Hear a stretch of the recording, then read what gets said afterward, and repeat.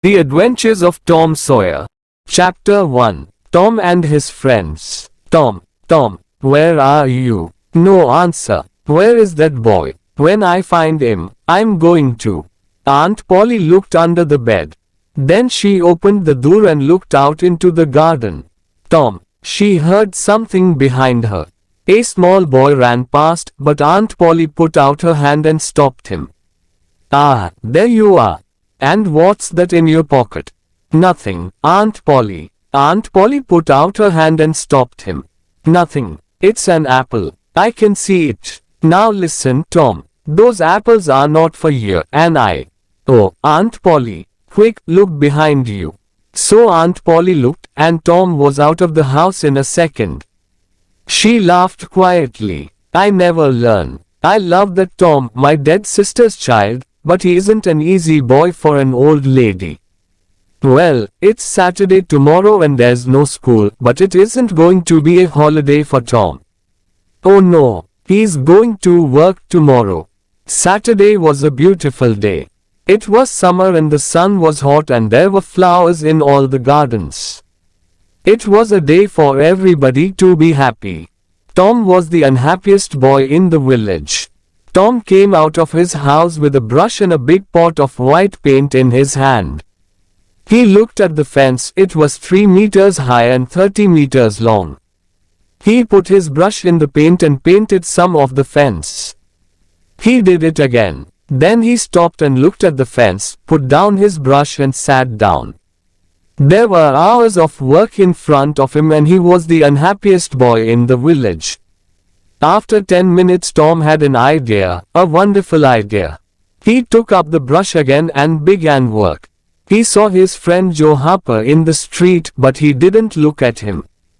Joe had an apple in his hand. He came up to Tom and looked at the fence. I am sorry, Tom. Tom said nothing. The paintbrush moved up and down. Working for your aunt, said Joe. I'm going down to the river. I'm sorry you can't come with me. Tom put down his brush. You call this work? He said. Painting a fence, said Joe. Of course it's work. Perhaps it is and perhaps it isn't. But I like it, said Tom. I can go to the river any day. I can't paint a fence very often. Joe watched Tom for about 5 minutes. Tom painted very slowly and carefully. He often stopped, moved back from the fence and looked at his work with a smile. Joe began to get very interested and said, Tom, can I paint a little? Tom thought for a second. I'm sorry, Joe. You see, my aunt wants me to do it because I'm good at painting. My brother Sid wanted to paint too, but she said no. Oh, please, Tom, just a little. I'm good at painting too. Hey, do you want some of my apple? No, Joe, I can't. Oh, you can have all my apple. Tom gave Joe the brush. He did not smile, but for the first time that day he was a very happy boy. He sat down and ate Joe's apple. Tom was the richest boy in St. Petersburg. More friends came to laugh at Tom, but soon they all wanted to paint too. By the afternoon Tom had 3 balls, an old knife, a cat with one eye, an old blue bottle, and a lot of other exciting things. He was the richest boy in St. Petersburg, and the fence, all 30 meters of it, was a beautiful white. He went back to the house. Aunt Polly, can I go and play now? Aunt Polly came out of the house to look. When she saw the beautiful white fence, she was very pleased. She took Tom into the house and gave him an apple. Well, you can go and play. But don't come home late. Tom quickly took a second apple and ran off. On Monday morning Tom didn't want to go to school, but Aunt Polly got him out of bed and then out of the house. In the street near the school he met his friend Huckleberry Finn. Huck had no mother, and his father drank whiskey all the time, so Huck lived in the streets. He didn't go to school, he was always dirty, and he never had a new shirt. But he was happy. The mothers of St. Petersburg didn't like Huck, but Tom and his friends did. Hello, Huck, said Tom. What have you got there? A dead cat. What are you going to do with it? Asked Tom. I'm going to take it to the graveyard tonight, Huck said. At midnight, a dead cat can call ghosts out of their graves. I never heard that, said Tom. Is it true? Well, I don't know, said Huck. Old Mrs. Hopkins told me. Come with me and see. Or are you afraid of ghosts? Of course not, said Tom. Come and meow for me at my window at 11 o'clock. After this, Tom was late for school, and the teacher looked at him angrily. Thomas Sawyer, why are you late again? He said. Tom began to speak, and then stopped. There was a new girl in the schoolroom, a beautiful girl with blue eyes and long yellow hair. Tom looked and looked. Oh, how beautiful she was. And in 2 seconds Tom was in love. He must sit next to her. But how? In the girl's half of the room there was only one empty chair, and it was next to the new girl. Tom thought quickly, and then looked at the teacher. I stopped to talk with Huckleberry Tin, he said. The teacher was very, very angry. Boys were often late for school. That was bad, but talking with Huckleberry Finn was worse, much worse. The teacher took his stick, and 2 minutes later Tom's trousers were very hot and the teacher's arm was very tired. Now, Tom Sawyer, you go and sit with the girls. Some of the children laughed. Tom walked to the chair next to the new girl, sat down and opened his book. The other children began to work again. After 10 minutes, the girl looked up. There was an apple on the table in front of her. She put it back on Tom's half of the table. A minute later the apple was in front of her again. Now it stayed. Next, Tom drew a picture of her house and put it in front of her. That's nice, the girl said. Now draw a man. Tom drew a man next to the house. The man was taller than the house, and he had very big hands and very long legs. But the girl liked him. Can you draw me now? She asked. Tom drew a girl next to the man. You draw beautifully. I can't draw pictures. I can teach you, said Tom. After school. Oh, please. What's your name? Tom asked. Becky. Becky Thatcher. Just then Tom felt a hand on his head. It was the teacher. He took Tom by the ear and moved him back to his chair in the boys' half of the room. You draw beautifully, said the girl. Chapter 2. In the graveyard. That night Tom went to bed at 9:30.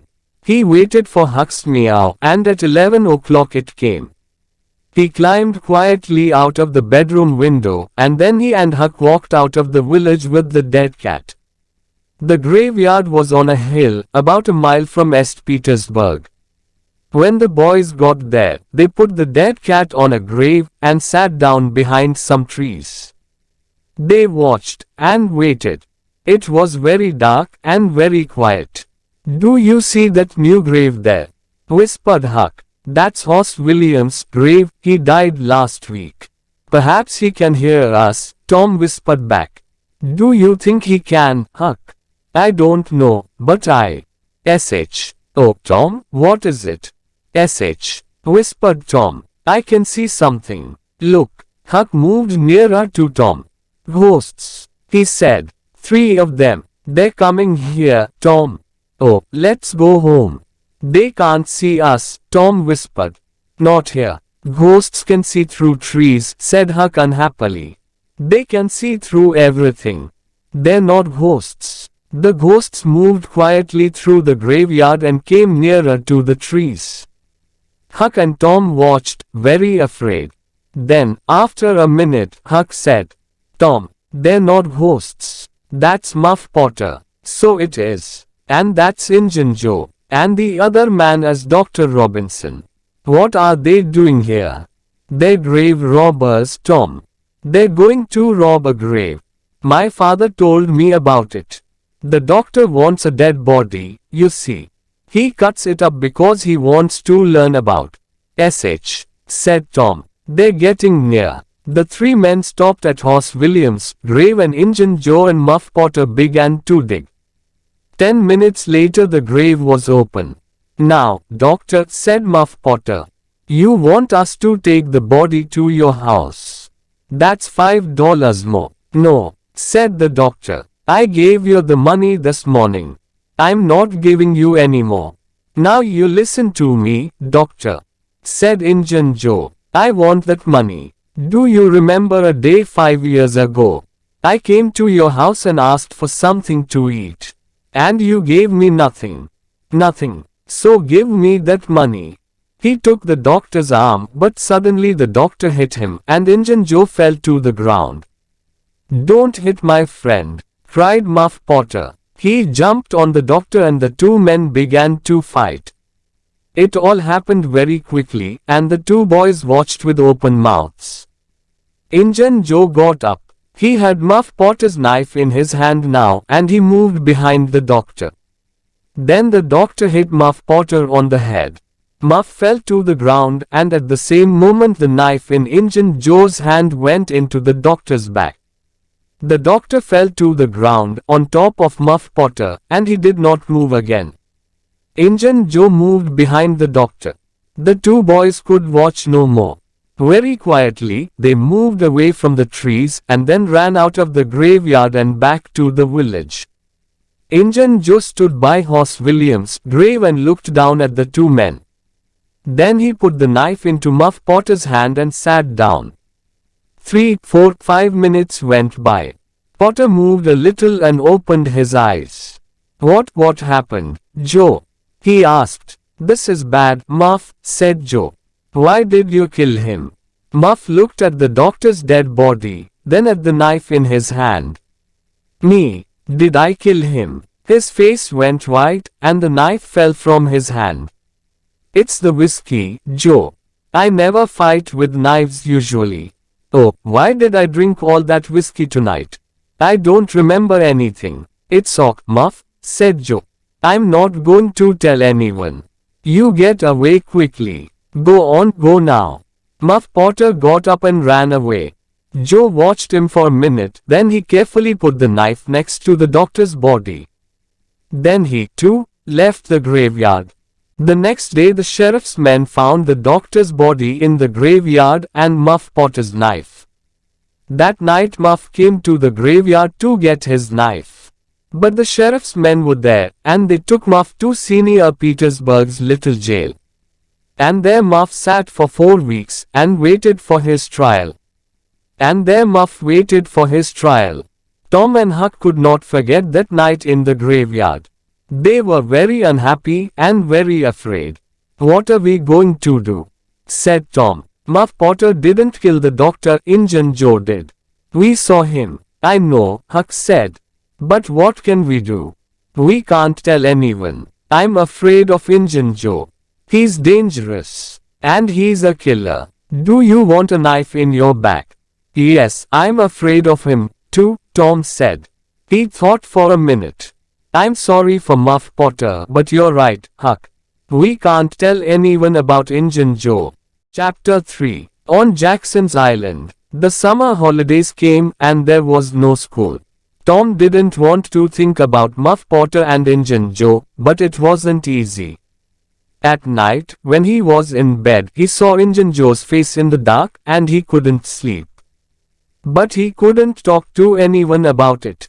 One hot summer's day he and Joe Harper were down by the Mississippi River.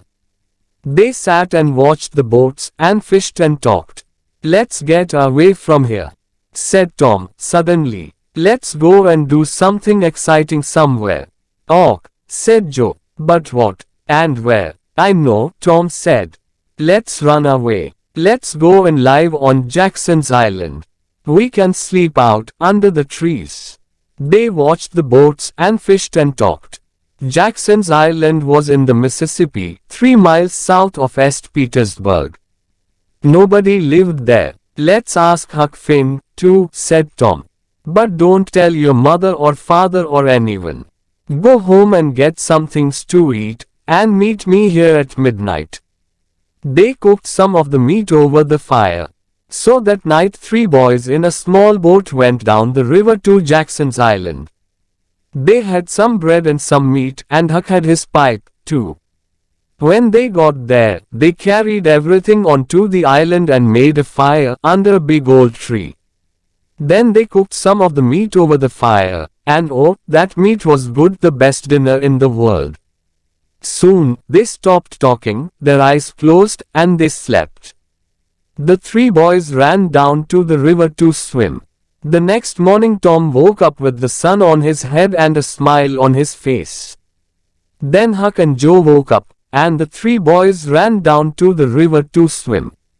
After that, they fished, and soon they had about 6 big fish for their breakfast. They cooked the fish on their fire and ate them all. They were very hungry. That, said Joe happily, was a wonderful breakfast. After breakfast they walked through the island, swam some more, talked, fished, and swam again. They came back to their fire in the afternoon. Suddenly Tom looked up and said, "Listen. Can you hear boats?" They listened, and then ran across the island to look down the river. There were 20 or more boats on the water. Every boat in St. Petersburg was out. "What are they doing?" asked. "They're looking for a dead body, I think," said Huck. "They did that last summer when Bill Turner fell in the river and drowned." "Who's dead, do you think?" asked Joe. The boys watched the boats. Suddenly Tom cried, "I know who's dead.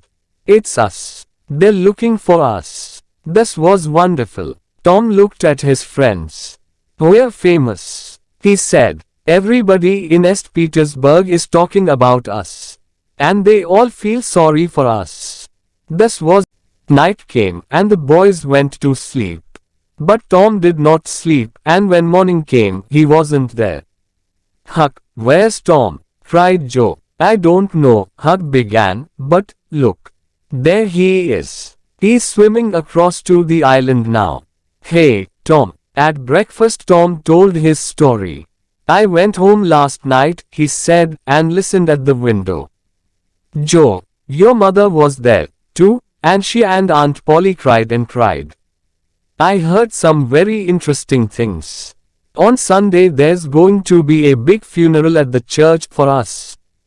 And listen, I've got a wonderful idea." Huck and Joe listened and laughed, and yes, it was a wonderful idea. That night the boys cooked some more fish, and after dinner Huck got out his pipe and began to smoke.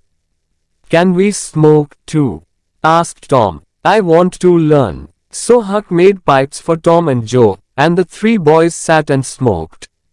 "Hey, I like smoking," said Tom. "It's easy. It's nothing," said Joe. "I'm going to smoke every day." But after 10 minutes Tom and Joe got quieter and their faces went an interesting color. "I'm going for a little walk now," said Tom. He stood up carefully and walked away into the trees. "Me too," said Joe, quickly. The 2 boys came back an hour later. But they didn't smoke their pipes again. On Sunday morning there were no happy faces in St. Petersburg. Aunt Polly and Joe's mother and father were in the church and all the boys' friends. The minister said some very nice things about the 3 boys, and the boys' families cried and cried. Everybody cried, and little Becky Thatcher did not stop crying for 1 second. There was a small noise at the back of the church, but at first nobody heard it. Then the minister looked up and suddenly stopped speaking. Everybody turned to look. Their mouths opened and stayed open. And into the church came the 3 dead boys, Tom first, Joe next, and then Huck. And into the church came the 3 dead boys. For a second nobody moved or spoke, and then the noise began. Aunt Polly and Joe's mother ran to the boys and took them in their arms. Aunt Polly cried, and laughed, and cried again. "Oh, Tom," she said, "you are a bad boy, but I love you." Suddenly, the minister called out, "Oh, happy days. Sing, good people of St. Petersburg. Sing and be happy." And everybody sung and smiled and laughed for a long time. It was St. Petersburg's happiest funeral. The weeks went by, and the judge came to St. Petersburg. On the day before Muff Potter's trial, Huck and Tom met in the street near Tom's house. Huck was unhappy. "Tom, you didn't tell anyone about your no." "No, I didn't. But Huck, what about Muff? People are saying he's the killer. And he's going to die." "But we can't tell anyone about Injun Joe," said Huck. "I don't want to die, too." "Do you?" No, Tom didn't want to die.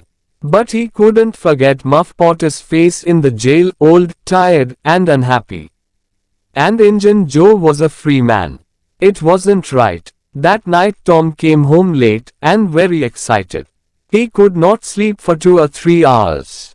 The next morning all the village was at Muff Potter's trial. Injun Joe was there, too. Muff waited, a tired old man with a dirty face. The judge began the trial. Questions, questions, questions. Answers, answers, answers. And the answers were all bad for Muff Potter. "Yes, I found the knife in the graveyard, next to Dr. Robinson's body." "Yes, that's Muff Potter's knife. He always carries it." "Yes, I saw Muff Potter in the village that afternoon. He had the knife with him then." Questions, questions, questions. Muff Potter began to look more and more unhappy. Then the judge said, "Call Thomas Sawyer." St. Petersburg sat up. What did young Tom Sawyer know? Everybody looked at him and waited. "Thomas Sawyer, where were you on the 17th of June, at the hour of midnight?" "In the graveyard." "Why?" "I went there to see ghosts. With a dead cat." St. Petersburg laughed, and the judge looked angry. "And where were you in the graveyard, Thomas?" "Behind the trees near Horse William's grave." Injun Joe's face suddenly went white. "Now, my boy," said the judge, "tell us your story." And so Tom told his story, and St. Petersburg sat and listened to him with open mouths. And then Muff Potter fell, and Injun Joe jumped with the knife and crash. Injun Joe jumped through the window, and was out and away in a second. St. Petersburg loved Tom for a week. But Tom was not happy. Injun Joe was not in jail, and he was a dangerous man. Tom slept badly for weeks. The slow summer days went by. Injun Joe did not come back to St. Petersburg, and Tom began to forget. Chapter 4. Treasure. There is a time in every boy's life when he wants to go and dig for treasure. And that time came for Tom. So, one hot summer's day, he went to find Huck. Huck liked the idea of treasure. "Where are we going to dig?" he asked. "An old dead tree is best." "Who puts the treasure under old trees?" "Robbers," said Tom. "And then they go away, or they forget to come back for the treasure." "There's a dead tree on Cardiff Hill," said Huck. "Let's go there. I've got an old pick and shovel." It was 3 miles to the old tree, and the boys arrived tired and hot. They dug for an hour or 2, but they didn't find any treasure. Then they stopped, and Tom looked down at an old house at the foot of the hill. "I've got an old pick and shovel." "Hey, look," he said. "Nobody lives in that old house. Let's go there. Old houses are always good for treasure. Good for ghosts too," said Huck. They took the pick and shovel with them, went down the hill, and into the old house. They looked in all the rooms downstairs, and then went upstairs. But there was no treasure, and no ghosts. Then they heard a noise. "Sh," said Tom, suddenly. "What's that?" "Ghosts," whispered Huck. There were holes in the floor, and through them the boys could see into the rooms downstairs. "No," Tom whispered. "It's 2 men. One is the old Spaniard. He came to live in the village last week. I don't know the other man. Let's listen to them." The 2 men sat down on the floor. The Spaniard had a green hat and long white hair. The other man was small and dark. He took out a bag and began to open it. It's hot in here, the Spaniard said. He took off his green hat and then he took off his long white hair. Tom, Huck whispered upstairs. That's Injun Joe. We took $650 when we robbed that house, said the second man. He took some money out of the bag. We can take $50 with us now. What are we going to do with the 600? Leave it here, said Injun Joe. We can come back and get it next week. Here, give me the bag. He walked across the room to the fireplace, moved two big stones from the floor, and began to dig with his knife.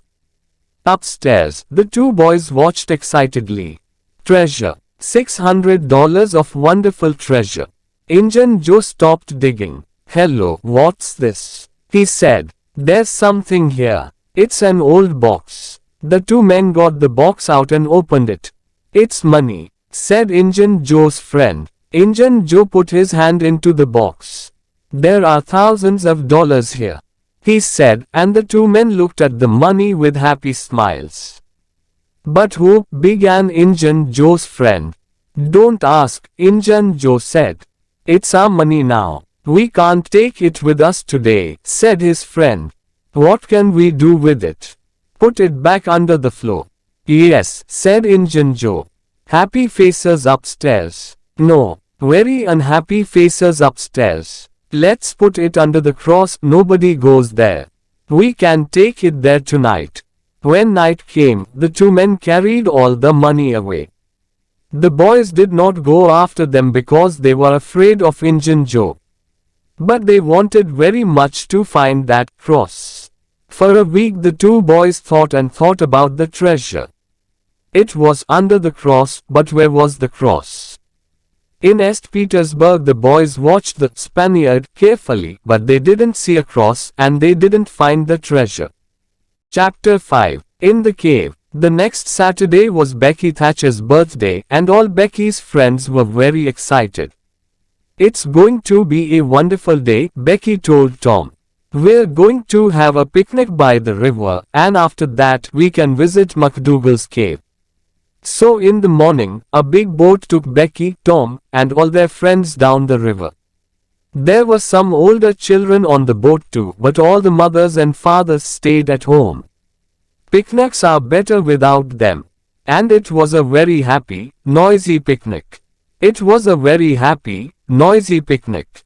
After the picnic, the children took out their candles and ran up the hill to the cave. The mouth of the cave was dark and some of the children were afraid at first. But caves are exciting, so in the end everybody went in. McDougal's cave was very, very big with hundreds of tunnels and rooms. The tunnels went up, down, and into the hill for miles. You could walk for days in McDougal's cave. Nobody knew all the cave, but many people knew the tunnels near the door. You could play all day in these tunnels. Tom, of course, knew them well. For hours the children walked and ran through the cave, up and down the tunnels, in and out of the rooms. In the evening they came out and walked down the hill to the boat, tired but happy. When the boat arrived back in St. Petersburg, it was dark. Huck Finn saw the boat, but he did not know about the picnic. He did not go to birthday picnics, of course, because the mothers of St. Petersburg did not like him. But tonight Huck was only interested in treasure, Injun Joe's treasure. Injun Joe was in an old building by the river, and Huck waited in the street near the building. Perhaps, he thought, Injun Joe's cross is in there. And the box of money. I must wait and watch. I can tell Tom about it tomorrow. But Injun Joe didn't come out. At midnight it began to rain, and Huck waited all night in the cold street. In the morning he could not move and he could not speak. He felt cold, then hot, then cold, then hot again. Mrs. Douglas, a woman from the church, found him in the street. She took him to her home and put him to bed. And there he stayed for 2 weeks. He was very ill, and so he did not hear about Tom and Becky. But on Sunday morning all St. Petersburg knew about Tom and Becky because they were not on the boat when it came back to the village. Where were they? Were they lost in the cave? And were they alive or dead? At first Tom and Becky played with their friends in the cave. Then Tom wanted to go down a new tunnel, and Becky went with him. Sometimes Tom put a mark on the tunnel wall. They walked and talked, and went into a second tunnel, then a third. Sometimes Tom put a mark with candle smoke on the tunnel wall. He wanted to find the mouth of the cave again. Then they came out of the tunnels into a big room. There were hundreds of bats in this room, and the candles woke them up. Tom took Becky's hand and they ran into the nearest tunnel with the bats behind them. But one bat hit Becky's candle and it went out. The children ran and ran through the tunnels, and at last they got away from the bats. They stopped and sat down. Suddenly it was very, very quiet. "Where are we now, Tom?" Becky whispered, afraid. "I don't know," said Tom. "I think it's time to go back. But we can't go through that big room because of the bats. Let's go down this tunnel." They went down one tunnel, then a second, a third, a fourth. Then they wanted to find the big room with the bats again, but they couldn't. Becky began to cry. "Tom, we can't get out. We're lost, Tom, we're lost." They walked and walked. When they were tired, they sat down, then they got up and walked again. Time went by. Was it day or night? They didn't know. Then Tom wanted to find water. They had nothing to eat, and they must have something to drink. They found a very small river and sat down next to it. "Becky," said Tom, "we must stay here, near this river. This is our last candle," and he did not finish, but Becky understood. Tom, "Yes, Becky. Are they going to come and look for us?" "Of course. When the boat gets to St. Petersburg. But how can they find us, in these hundreds of tunnels?" "Oh, Tom, we're going to die in here." Becky began to cry again. Then the candle went out and the two children were in the dark. They sat for hours and hours. They slept a little, then woke up, then slept again. Was it Sunday now, or Monday? Suddenly Tom sat up. "Listen, somebody's calling." The two children listened. They heard it again, a little nearer. They called back, then they began to walk down the tunnel in the dark, with their hands on the wall. They stopped and listened again, but now they couldn't hear anything. Slowly, they went back to their river. They slept again, and woke up very, very hungry. Perhaps it's Tuesday now, Tom thought. What can I do? I must do something. Then he had an idea. Becky, listen, I've got a long string in my pocket. I can go down some of the small tunnels and get back to you with the string. You wait here. Slowly and carefully, Tom went down the first tunnel on his hands and knees. Then the tunnel wall on his right finished, and there was nothing. Tom put out his hand to feel the floor. And just then, away to his right, he saw a hand with a candle. At once Tom called out. Help! He cried. The hand moved, and Tom saw an arm and a face. It was Injun Joe. Tom was very afraid, but Injun Joe was afraid too, and he quickly ran away down the tunnel. Tom went back to Becky, but he did not tell her about Injun Joe. Tom waited for an hour, then went into a different tunnel with his string. Then a third tunnel. It was Tuesday evening, and St. Petersburg waited. Many of the villagers were in the cave, and they looked for the children day and night. But they heard nothing, saw nothing, and found nothing. Then, late that evening, there was a sudden noise in the streets. People began to run to the Thatcher's house. They're here. Becky and Tom are here. Most of the village came to listen to Tom's story. It was in the sixth tunnel, he told them. I went to the end of my string, and suddenly I could see daylight. There was a little hole in the cave wall. I put my head out, and there was the river, right under my nose. I went back and got Becky, and we climbed out through the hole. Then we stopped a boat on the river. We were 5 miles from the mouth of the cave. Tom was very tired after his 3 days in the cave, and he went to bed and stayed there for 2 days. He heard about Huck and went to see him on Sunday, and then every day. But Mrs. Douglas was always in the room. You can just say hello, she told Tom. And then you must go. Huck is very ill, and he needs to sleep. So Tom could not talk about anything exciting, and he could not tell Huck about Injun Joe. One day, about 2 weeks after the picnic, Tom was in Becky's house, and her father came in. Well, Tom, Mr. Thatcher said, would you like to go back to the cave again, one day? I'm not afraid of that cave, said Tom. Mr. Thatcher laughed. There are a lot of people like you, Tom. But nobody's going into the cave again. There are big doors across the cave mouth now, and nobody can open them. Tom's face went white. But Mr. Thatcher, Injun Joe's in that cave. An hour later, 50 men were at the cave and they opened the doors. Injun Joe was on the ground, dead, his face to the door and his knife in his hand. Injun Joe was on the ground, dead. Chapter 6. Under the Cross. The day after Injun Joe's funeral, Huck was out of bed. He and Tom walked slowly out of the village. They had a good, long talk, and Huck heard all about the picnic, the cave, and Injun Joe. We're never going to find the money now, said Huck. Huck, said Tom, the money isn't in East Petersburg. It's in the cave, I know it is. Why was Injun Joe in the cave? Because he took the box of money there. Right. Huck looked excited. Say that again, Tom. The money's in the cave. And we can get to it easily. Let's go there now. I've got some candles and a long string.